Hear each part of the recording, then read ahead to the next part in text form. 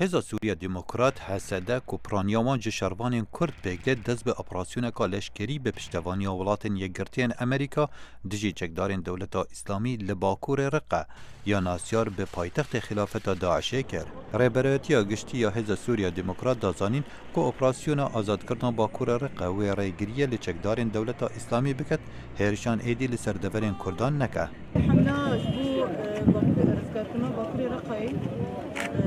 تبريدون قوات القصبة ولواء تحرير الشرق وتبريدون قوات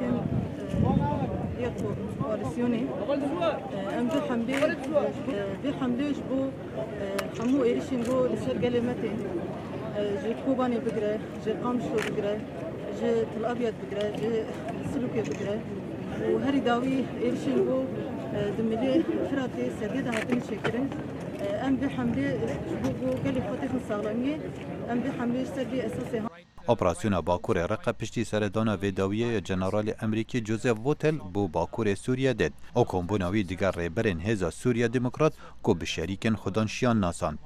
لواشنطن وزارت درویه امریکا را گهاند اپراسیون دیجی چکدارین دولتا اسلامی لباکور رقه بهرک جتوای استراتیجی امریکا لسوریه و پشتوانی خو بو هزا حسده دیار کرد.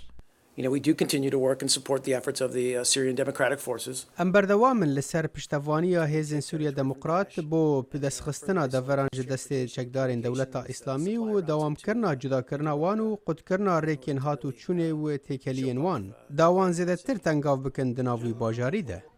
شارزا باور دکن هاندان امریکا بو اپراسیون کالزگین بو رزگار کرنا رقه جه دست جهادیان و هزک پیدا بکد جدابریا نژادی و نتوی خورتر بکد.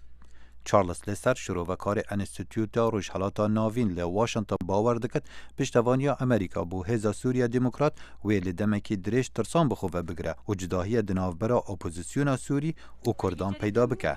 شر نافخوی دنافبرا اپوزیسیون و رژیم سوریه در فدا چکدارین دولتا اسلامی پتر دوران بدست بخن و بردوام به لسر هرش و تقینان. داعشه بر بسیارت خو لسر هرشن و داویه لجبل و ترتوز دیار کر که نزدیک 105 کس تداهات نکشتن و 200 کسندی بریندار بون.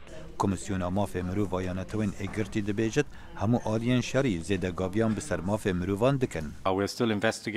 لدمی ام بردوام سر لیکولین راپور دیار دکن اف هرشه زیده گاویه که بسر قانونا نفنتوی و بلگناما جنیف او ریگریه الارمانجگرتنا سویلان دکه. اف هرشه به تاوان شریط هیت ناسین و دوی گنهبار پیشبری دادگه بین کرن. شر دیجی تیرورا چکدارین دولتا اسلامی و بزاوین چار سریا سیاسی لسوریا روشا ولاتی آلوستر کریا که زحمت پیشبینیا بداوی هاتنا شر نافخوی وی ولاتی بیتا کرن. خالد فتاح دنگی امریکا.